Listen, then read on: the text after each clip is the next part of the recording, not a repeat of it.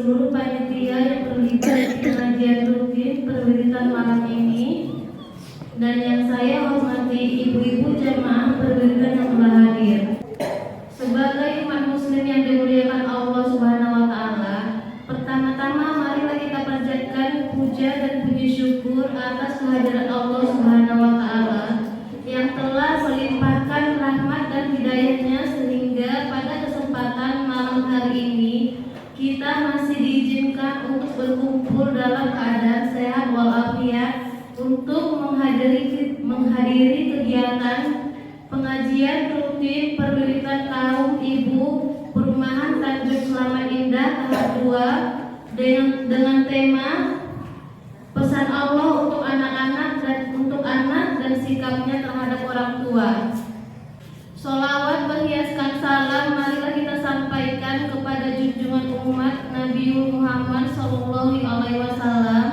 Semoga dengan seringnya kita bersalawat, kita akan mendapatkan pertolongan beliau di hari kiamat nanti. Amin ya rabbal alamin. Hadirin yang saya hormati, selaku pembawa acara malam ini, maka izinkanlah saya untuk membacakan susunan acara kegiatan pengajian rutin pada hari Selasa ini, 29 Agustus 2023. Yang pertama, pembacaan ayat suci Al-Quran dan sari tilawah. Yang kedua, tausiah Islam oleh Ustaz Ahmad Musalim Tanjung SPDI. Yang ketiga, sesi tanya jawab. Yang keempat, doa. Dan kelima, penutup. Supaya mendapat berkah dari doa dari Allah Subhanahu wa taala, marilah kita buka kegiatan ini dengan membaca basmalah. Bismillahirrahmanirrahim. Kita beranjak ke acara yang kedua, yaitu pembacaan ayat suci Al-Quran oleh Ibu Sugiani dan sari tilawah oleh Ibu Nia Mardiani. Kepada Ibu Sugiani dan Ibu Nia kami persilakan. Bismillahirrahmanirrahim. Wa wassaynal insana biwalidayhi ihsana. Hamalathu ummuhu kurha wa wada'athu kurha wa hamluhu wa fisaluhu salasuna syahra hatta iza balagha asuddahu wa balagha arba'ina sanah. Qala rabbi awzidni an azkura ni'mataka allati an'amta alayya wa ala walidayya wa an a'mala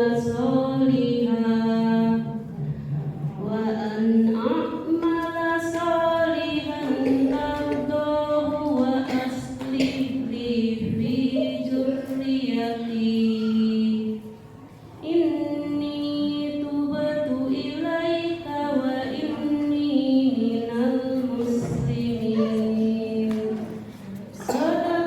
Sadaqallahul azim. Aku berlindung kepada Allah dari godaan syaitan yang terkutuk dan menyebut nama Allah yang Maha Pengasih lagi Maha Penyayang. Kami wasiatkan kepada manusia agar berbuat baik kepada kedua orang tuanya. Ibunya telah mengandungnya dengan susah payah dan melahirkannya dengan susah payah pula.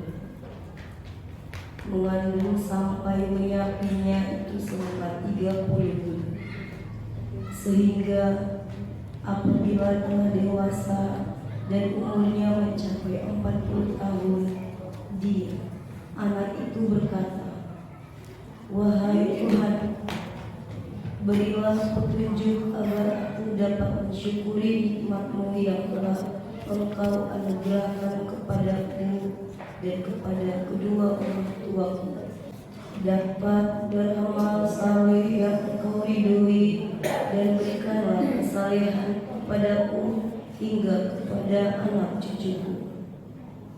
Sesungguhnya aku bertobat kepadamu, dan sesungguhnya aku termasuk orang-orang muslim. Maha benar Allah dengan segala firman. Kita memasuki acara yang ketiga, yaitu tausiah Islam oleh Al-Ustaz kepada yang terhormat Ustaz Ahmad Mursalin Jum SPDI. Waktu dan tempat kami persilahkan. Assalamualaikum warahmatullahi wabarakatuh. Alhamdulillahirabbil alamin. Wassalatu wassalamu ala asrofil anbiya'i wal mursalin wa ala alihi wa sahbihi wa sallam ajma'in. Allahumma salli ala sayyidina Muhammad wa ala ali sayyidina Muhammad. Asyhadu an la ilaha illallah wahdahu la syarika lah wa asyhadu anna Muhammadan abduhu wa rasuluh. Wa qala Allah ta'ala fil Qur'anil 'azim, a'udzu billahi minasy syaithanir rajim. Bismillahirrahmanirrahim. Wa wasaynal insana biwalidayhi ihsana hamalathu kurhan wa wada'athu kurhan. Jamaah yang dimuliakan Allah Subhanahu wa taala, bersyukur kita kepada Allah Subhanahu wa taala yang telah banyak memberikan rahmat dan nikmat kepada kita, terkhususnya pada malam ini dalam acara wirid ya Bu ya, wirid Yasin dan ibu-ibu ya, pengajian ya, yang alhamdulillah ya, semangat nampaknya nih, apalagi dengan seragamnya. Mudah-mudahan lebih konsisten lagi mempertahankan sesuatu yang baik, yang tujuannya mengharap ridho dari Allah Subhanahu wa taala. Yang paling penting pada malam hari ini, Allah bagikan kita kesehatan, Allah bagikan kita kelapangan waktu. Kata Nabi Muhammad SAW, begitu banyak rahmat dan nikmat yang Allah berikan kepada manusia, namun ada dua nikmat yang sering dilupakan manusia. Nikmat yang pertama adalah kesehatan, dan nikmat yang kedua adalah kelapangan waktu. Dan insya Allah pada malam hari ini ibu-ibu nampaknya sudah mensyukuri kedua nikmat itu. Di samping itu juga mensyukuri banyak nikmat-nikmat yang Allah berikan kepada kita. Semoga harapan kita kepada Allah Subhanahu wa taala, acara pengajian ya pada malam ini Allah berikan barokah padanya, dan seluruh jamaah ibu-ibu pengajian Allah berikan kesehatan wal afiat, dan juga keluarga yang berada di rumah. Amin ya rabbal alamin. Salawat dan salam juga kita hadiahkan kepada Nabi Muhammad SAW dengan memperbanyak bersolawat kepada Nabi kita Muhammad SAW. Allahumma salli ala sayyidina Muhammad wa ala ali sayyidina Muhammad. Banyak bapak, banyak ibu-ibu yang belum yakin dengan kehebatan dari sholawat yang kita lantunkan kepada Nabi Muhammad SAW. Kalau sudah kita yakini dan sudah kita rasakan, insya Allah kita tidak akan berhenti untuk bersolawat kepada Nabi Muhammad SAW. Ada masalah kita selama hidup di dunia yang sulit, Allah mudahkan. Ada sesuatu yang mungkin bagi manusia mustahil terjadi, namun di suatu sisi kita merasa itu penting bagi kita. Kita minta kepada Allah Subhanahu wa taala dengan berwasilah bersolawat kepada Nabi Muhammad SAW. Insya Allah jika itu memang yang terbaik untuk kita, Allah tahu, maka itu Allah akan bagikan kepada kita. Baik ibu-ibu yang dimuliakan Allah Subhanahu wa taala, Saya kemarin menerima undangan, saya lihat itu suratnya sangat bagus, ya, suratnya sangat bagus. Birokrasinya saya juga yakin itu bagus, ya. Keorganisasiannya juga saya yakin ini sangat bagus. Dari media sosialnya juga saya lihat bagus, ya. Cuma yang saya tahu masih Facebook aja.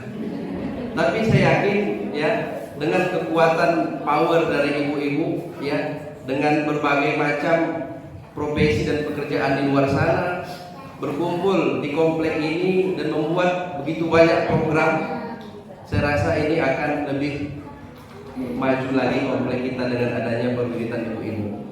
Itu harapan kita. Namun, ya, tidak kita lupa bahwasanya bisikan itu, gangguan itu terus ada. Inilah gunanya kita duduk sila bersama supaya menguatkan, saling menguatkan, bukan saling melemahkan. Insya Allah perwiritan ibu-ibu ini mampu membuat program yang lebih banyak lagi. Amin ya rabbal alamin. Ibu-ibu yang dimuliakan Allah Subhanahu wa taala, tema yang diminta sama perwiritan ibu-ibu adalah surat Al-Ahqaf ayat 15. Kalau kita baca surah Al-Ahqaf ayat 15, A'udzubillahi minasyaitonirrajim. Bismillahirrahmanirrahim. Wa wassaynal insana biwalidayhi ihsana. Tadi yang sudah dibacakan oleh yang membacakan Al-Qur'an. Sesungguhnya telah kami wasiatkan, kami di situ adalah Allah Subhanahu wa taala, kepada manusia. Artinya Allah bukan hanya mewasiatkan kepada orang yang beriman, orang yang beragama Islam, tetapi tidak, Allah wasiatkan kepada seluruh manusia untuk berbuat baik kepada kedua orang tuanya. Hamalathu kurhan, yang telah mengandung kurhan, ya, susah, sukar, sulit. Artinya memang orang mengandung itu memang merasa sulit, sukar. Namun kena niat dengan tujuan mendapatkan barokah dari Allah Subhanahu wa taala, maka kesulitan itu tidak akan ada artinya, semua hilang karena mengharap ridho Allah Subhanahu wa taala. Kalau dipikir sakit, ya saya rasa sakit, saya rasa gitu ya. Cuma saya nggak tahu dan nggak mungkin saya lagi berbicara itu di sini karena di sini mak-mak semua gitu ya. Itulah salah satu mengapa Allah mewajibkan setiap anak itu berbakti kepada kedua orang tuanya. Namun di antara kedua orang tua ini, Rasulullah pernah ditanya oleh sahabat, "Ya Rasulullah, kepada siapa saya harus berbakti?" Kata Rasulullah, "Ummuka," kepada ibumu. Mungkin hadis ini juga sudah sering kita dengar sampai 3 kali. Ke siapa lagi ya Rasulullah? Ibumu. Siapa lagi ya Rasulullah? Kepada ibumu. Ke siapa lagi ya Rasulullah? Barulah ke ayahmu. Ke siapa lagi ya Rasulullah? Tetangga dan kerabatmu. Artinya ibu mendapat 3 kali penghormatan, baru yang keempatnya ayah. Jemaah yang dimuliakan Allah Subhanahu wa taala, ini tidak bisa kita bantah lagi. Ayah-ayah ini nggak bisa komplain lagi masalah ini, karena ini sudah tertulis dalam Al-Qur'anul Karim dan Allah Maha tahu atas segalanya. Bagaimana cara kita berbakti kepada kedua orang tua? Yaitu dengan cara berbuat baik kepadanya. Nah, bagaimana dengan mertua? Nah, ini yang sering terjadi, ya ibu-ibu. Mertua sama orang tua itu sama haknya kepada kita. Jemaah yang dimuliakan Allah Subhanahu wa taala, kalau kita bicara masalah berbakti kepada orang tua, saya rasa di sini jemaahnya kurang pas. Seharusnya di sini anak-anak kita, gitu ya.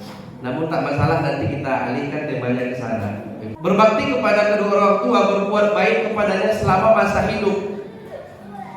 Kemudian bagaimana dengan orang tua kita yang telah lama meninggalkan kita? Nah, ini nanti poin yang akan kita bahas sedikit ibu-ibu.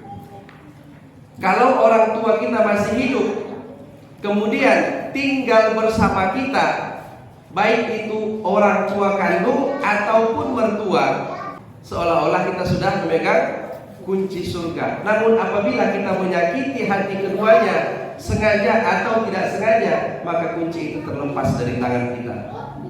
Artinya kalau kedua orang tua kita rawat, mertua kita rawat semasa hidupnya, tidak ada menyinggung hatinya, semua fasilitas kita cukupi sesuai dengan keadaan ekonomi kita, insya Allah kita sudah dijamin masuk surga itu. Namun apabila kita menyakiti hati mereka, maka kunci itu akan terlepas. Masalahnya sekarang, apalagi yang di sini ibu-ibu ya, pasti pernah merasa sakit hati atau tersinggung dengan anak atau menantunya. Jemaah yang dimuliakan Allah Subhanahu wa taala, ada kisah yang mungkin sudah pernah kita dengar ya, itu namanya kisah dari sahabat Nabi Alqamah. Ya, Alqamah ini adalah yang soleh, sahabat Rasulullah SAW. Namun di akhir hayatnya, ketika ajal ingin meninggalkan jasad dia, terjadi su'ul khotimah, bukan husnul khotimah. Ternyata ditanya kepada sahabatnya, tidak ada masalah. Apakah ibunda dia masih hidup? Masih ya Rasulullah, panggil ibunda dia. Ketika mereka memanggil ibunya, ibu Alqamah tidak mau datang karena sudah merasa kadung sakit hati sama Alqamah. Namun karena sahabat membawa nama Rasulullah yang menyuruhmu untuk menjumpai Alqamah. Mendengar nama Rasulullah, ibunda Alqamah pun langsung bergegas. Ketika ditanya, ternyata hanya masalah sepele, bukan disengaja oleh Alqamah. Pertama, ketika Alqamah memasak masakan yang enak, kesukaan istrinya yang sudah dihidangkan di dapur lah seperti itu atau di meja makan, datang ibunda Alqamah, ya namanya ibu-ibu ya gitu kan, diambil dicicipin, mau dicicipin Alqamah, jangan dulu ibu, jangan dulu mak, itu bahasa Medannya. Jangan dulu mak, itu makanan kesukaan istriku, tunggulah istriku pulang baru kita makan bersama-sama. Tersinggung hati ibunda Alqamah, dah dikumpul ya satu. Kemudian kejadian yang kedua, ketika Alqamah berbaik hati ingin membelikan baju baru kepada emaknya sama istrinya. Ketika menemui ibunda Alqamah salah kasih baju. Dipakai ibundanya baju tadi, cantik, suka ibunya. Ternyata apa kata ibunda Alqamah? Mak, tunggu mak. Ternyata yang mak pakai itu adalah baju istri saya. Ini baju mama. Ternyata harga dan coraknya berbeda. Lebih mahal baju istrinya. Tersinggung hati ibunda Alqamah. Kemudian yang ketiga, itu yang diceritakan kepada Nabi Muhammad. Pernah suatu saat ibunda Alqamah tidak ada lagi barang yang mau dimakan, tidak ada duit ya. Kemudian mengirim surat kepada Alqamah untuk minjamkan uang. Kemudian Alqamah mengatakan, aku tidak punya uang. Kalau kita lihat ibu-ibu ya, Alqamah ini adalah sholatnya, ibadahnya. Namun karena masalah hal sepele menyinggung hati ibundanya, maka terjadi di akhir hayatnya su'ul khotimah. Kemudian Rasulullah melihat kejadian itu, lalu bertanya kepada ibunya, wahai ibunda Alqamah, apakah engkau belum memaafkan anakmu Alqamah? Belum ya Rasulullah, kata ibunda Alqamah. Karena saya terlanjur sakit hati, bahkan dia sudah tidak saya anggap anak saya sendiri. Apa kata Rasulullah? Kalau begitu kumpulkan kayu bakar, aku akan membakar jasad Alqamah. Kata Rasulullah, mendengar jasad anaknya mau dibakar, yang namanya hati seorang mama ya, walaupun ya kita bilang bandel anaknya, tetap itulah anak kita. Kepada siapa dia manggil mama kalau bukan kepada kita? Akhirnya hati ibunda Alqamah luluh, kemudian memaafkan dosa dan kesalahan anaknya, dan alhamdulillah di akhirnya Alqamah tenang untuk meninggalkan dunia ini. Itulah jamaah ibu-ibu yang kita khawatirkan terjadi ya. Banyak sekarang anak yang tidak sengaja durhaka kepada orang tuanya dan mertuanya. Kemudian Nabi SAW pernah ditanya sahabat, ya Rasulullah, kepada siapa seorang hak atas anak perempuan itu adalah kepada siapa? Rasulullah menjawab, haknya adalah hak seorang suami. Artinya seorang anak perempuan kita ketika telah kita nikahkan, maka haknya itu adalah hak seorang suami. Namun kemudian sahabat bertanya lagi kepada Rasulullah, bagaimana dengan hak seorang suami?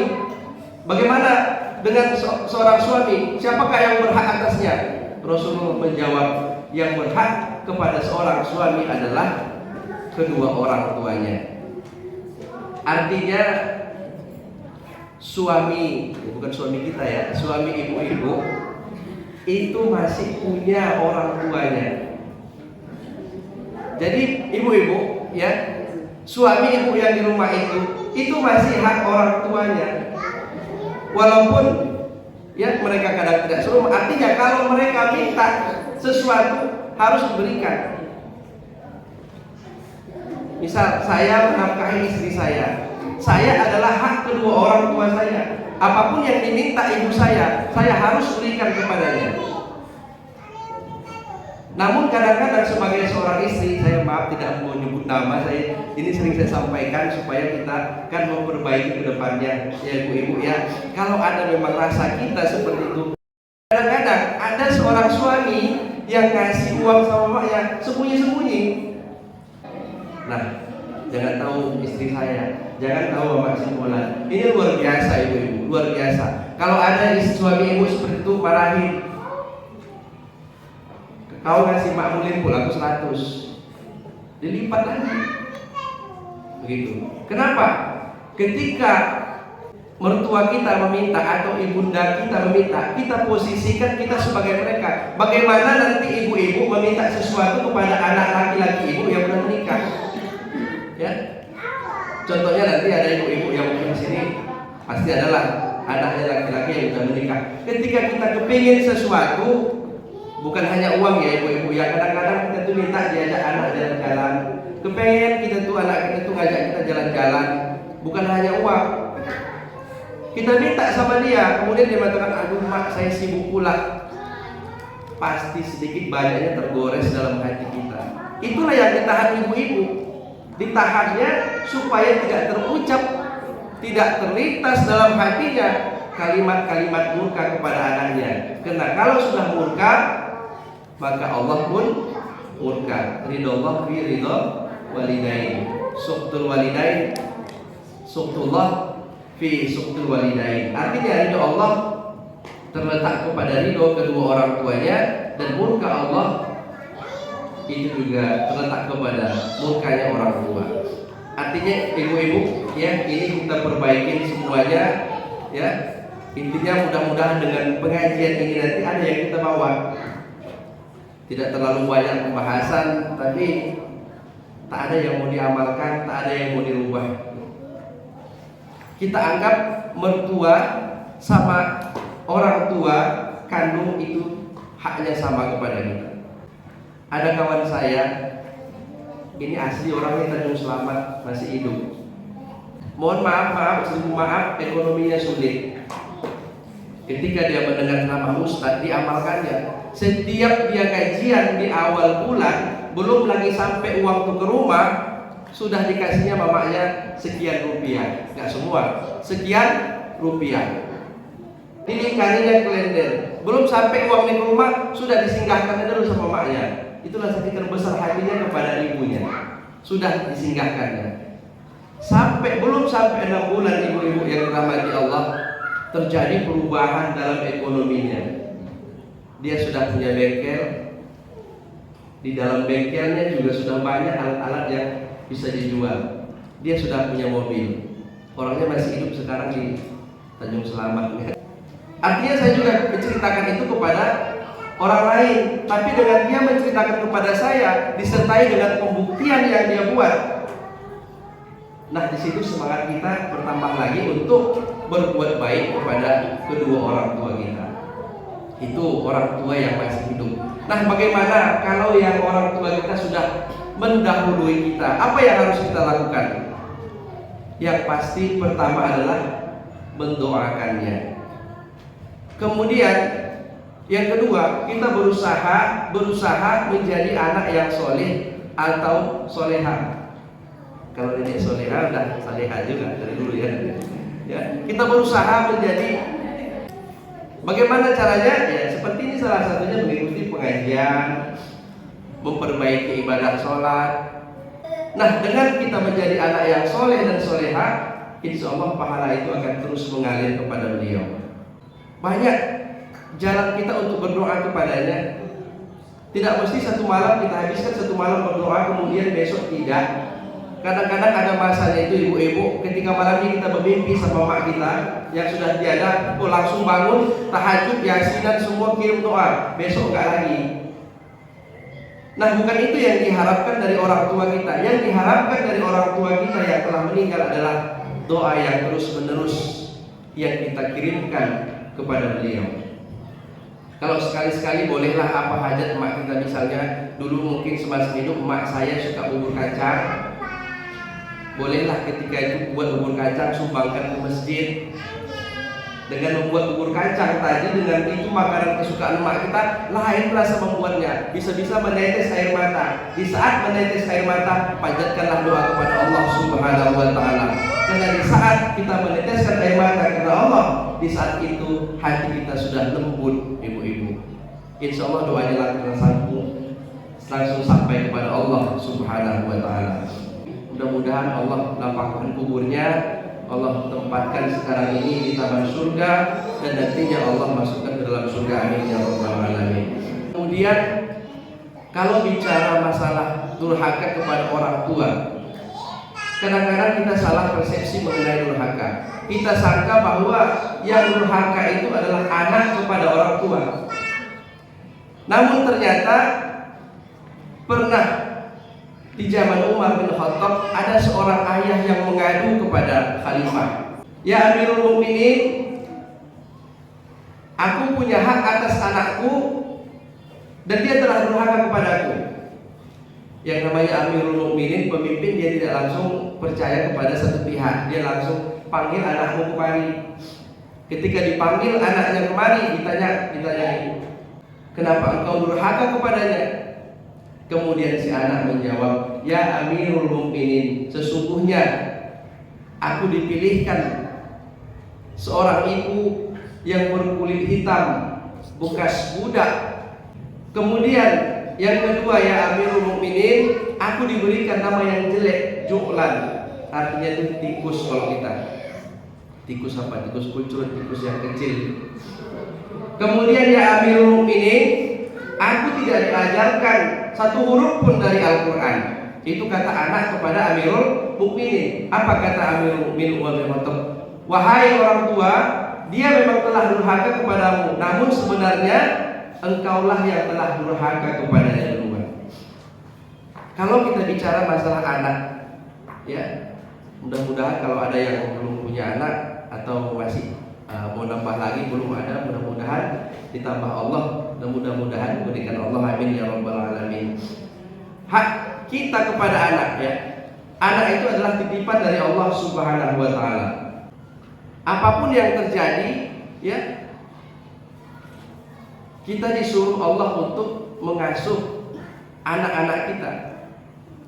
Memang di rumah suami bilang, "Bu, ajari anak-anak kita," pasti seperti itu. Ajari ini, ajari ini, ajari ini. Pendidikan itu diajarkan oleh mamanya, karena ayahnya kerja. Namun yang bertanggung jawab atas pendidikan tersebut adalah ayahnya sebagai kepala keluarga. Nah, ini harus kita perhatikan. Apa yang kita lakukan kepada anak kita, itu yang kata Luqman di dalam surah Luqman, ya. Tahu Luqman, Bu, ya? Luqman itu bukan nabi. Dia banyak ulama yang mengatakan dia hidup pada zaman Nabi Daud, ya. Luqman itu adalah seorang hamba, kemudian dimerdekakan, dan kemudian Allah berikan hikmah kepadanya, ya. Allah berikan hikmah kepadanya, dan Luqman memberikan nasihat. Dan Allah buat satu surah di dalam Al-Quran, yaitu dengan nama surah Luqman tertulis dalam surah Luqman ayat 12 sampai 19. Kata Luqman bahwa pengajaran yang pertama adalah tentang tauhid. La tusyrik billah, jangan engkau sekutukan Allah. Itu yang diajarkan Luqman pertama kepada anaknya. Artinya ibu-ibu yang dimuliakan Allah Subhanahu wa taala, di sela-sela kesibukan kita, mungkin ada yang jualan online atau lain-lain ya. Mari ibu-ibu kita perhatikan pendidikan anak-anak kita. Bagaimana dengan tauhid dia? Bagaimana dengan ibadah dia? Mungkin di saat sekarang masih ada masjid yang masih ada azan yang berkumandang di masjid, secara otomatis dia akan pergi ke masjid untuk sholat. Bagaimana dengan 10 tahun ke depan? Dengan dirinya situasi sekarang ini ya, yang luar biasa, yang tidak bisa saya jelaskan tentang agama Islam, yang makin lama kita lihat semakin terancam. Ini yang harus kita ajarkan kepada anak-anak kita. Pertama tentang tauhid, yang kemudian tentang ibadah, dan kemudian tentang akhlak. Ibu-ibu yang dimuliakan Allah Subhanahu wa taala, kita lihat sekarang media sosial, memang semuanya media sosial ini netral ya. TikTok, banyak orang beranggapan TikTok itu hal yang negatif. Itu orang tua sering sekolah, saya bapak katanya tidak membolehkan anak saya main TikTok. YouTube boleh. Artinya TikTok itu adalah sesuatu yang netral. Namun kalau kita pandai menggunakannya untuk hal yang positif, insya Allah kita tidak akan teracuni oleh TikTok. Ada nggak bu pengajian di TikTok? Ada. Ada nggak kisah-kisah hikmah di TikTok? Ada. Semua ada. Tergantung apa yang kita cari. Namun ya tidak menutup kemungkinan itu akan terlihat di media sosial. Nah, dengan adanya benteng atau filter yang kita ajarkan kepada anak kita, terlebih-lebih ibu-ibu kepada anak perempuan, dia akan bisa membentengi dirinya sendiri. Contohnya, dia tidak akan ikut joget-joget, buka-buka aurat. Kenapa? Karena dari orang tuanya sudah mengajarkan bahwa itu adalah hal yang dilarang dalam Islam. Kemudian yang selanjutnya, kita ajarkan ibu-ibu anak kita tentang akhlak. Akhlak, adab kepada Allah, kepada Rasulnya, dan kepada semua manusia. Ini harus kita ajarkan kepada anak-anak kita. Yang terkikis di saat sekarang adalah akhlak. Kita lihat, kalau sekarang kita lihat anak-anak kita, gak ada itu rasa segan-segannya kalau berdiri lebih tinggi daripada orang tua. Banyak anak-anak kita lebih tinggi suaranya daripada suara ibunya, suara orang tua yang menyuruhnya. Kenapa? Mungkin minimnya pelajaran yang kita berikan di rumah. Jangan kita menyekolahkan anak walaupun di sekolah agama udah lepas. Jangan Bapak Ibu, karena di sekolah itu pun pelajaran agama itu juga terbatas. Hanya 3 jam pelajaran per minggu. Bagaimana untuk merubah akidah dia, menambah ilmu tauhid dia, menambah akhlak dia, kalau hanya kita berharap 3 jam dalam seminggu? Siapa yang mengajarinya? Kita sebagai orang tua. Karena katanya bahwasanya setiap anak yang lahir itu dalam keadaan fitrah suci, maka orang tuanya lah yang memberikan perubahan kepadanya. Kemudian di saat dia tumbuh besar jahat, bisa jadi faktor orang tua dan faktor lingkungan.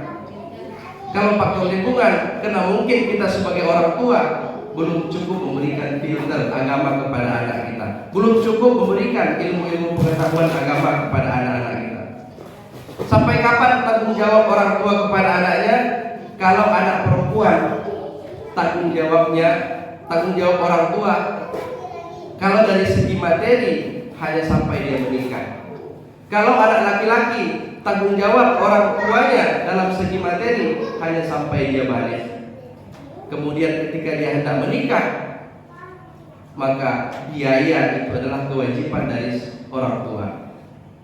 Namun itu Bapak Ibu-ibu itu hanya dari segi materi. Kalau dari segi nasihat, motivasi, sampai kapanpun kita bertanggung jawab sebagai orang tua kepadanya. Ini sering terjadi ketika memberi kata sambutan di pernikahan, ya. Seorang ayah berkata kepada anaknya, "Nak, aku dah menyerahkan kau kepada si Polan. Sekarang sudah lepaslah semuanya dari aku." Itu kata ayahnya sambil meneteskan air mata.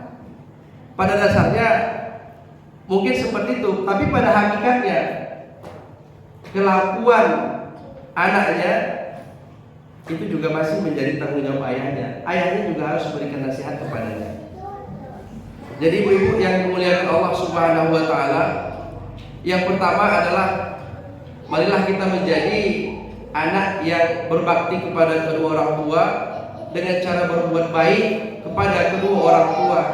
Jika kedua orang tua kita sudah mendahului kita, yang kita lakukan adalah mendoakannya, kemudian berusaha untuk menjadi anak yang soleh dan solehah, kemudian menempah anak-anak kita yang dikatakan cucunya menjadi anak-anak yang soleh dan solehah.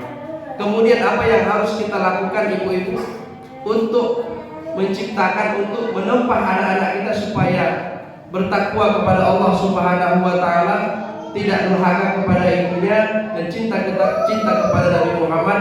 Yang pertama adalah mengajarkannya ilmu pengetahuan, terkhusus ilmu pengetahuan agama. Mungkin ibu-ibu ya tidak bisa panjang lebar yang disampaikan. Mungkin dengan pengajian ini ada yang kita dapat dan ada yang bisa kita amalkan dan ada yang bisa kita ubah, ya.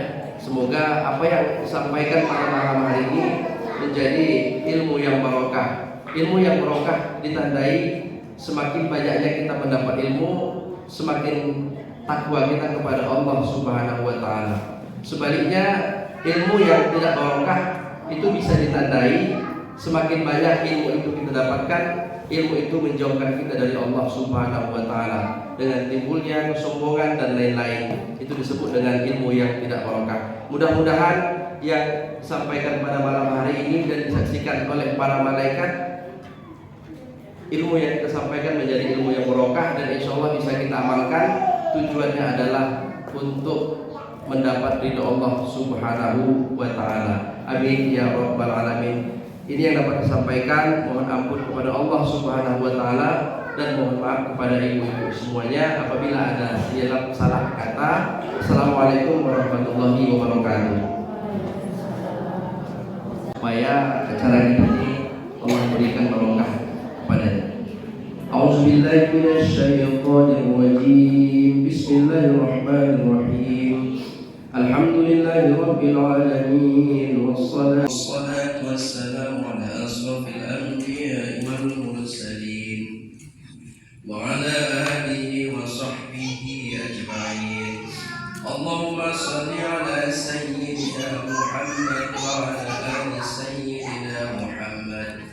Allahumma rabbana taqabbal minna du'a'ana innaka antas sami'ul 'alim. Rabbana zalamna anfusana wa in lam taghfir lana wa tarhamna lanakunanna minal khasirin. Allahumma inna nas'aluka salamatan fid din wa 'afiyatan fi jasadina wa ziyadatan fi 'ilmina wa barakatan fi rizqina wa tawbatan qabla al-maut wa rahmatan 'inda al-maut. Allahumma ighfir lana dhunubana wa liwalidina warhamhum kama rabbawna shighara wa li jami'il muslimina wal muslimat wal mu'minina wal mu'minat al ahya'u minhum wal amwat bi rahmatika ya arhamar rahimin. Rabbana atina fid dunya hasanah wa fil akhirati hasanatan wa qina azaban nar. Wa sallallahu ala sayyidina Muhammad. Subhana rabbika rabbil izzati amma yasifun والسلام على المرسلين والحمد لله رب العالمين. تقبل الله منكم.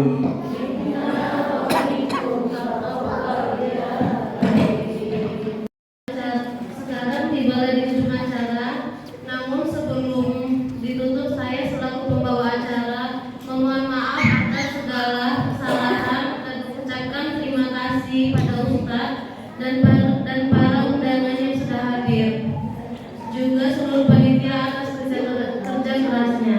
Mari kita tutup kegiatan pada hari ini dengan membaca Alhamdulillahirabbil alamin. Sekian saya akhiri, wabillahi taufiq wal hidayah. Assalamualaikum warahmatullahi wabarakatuh.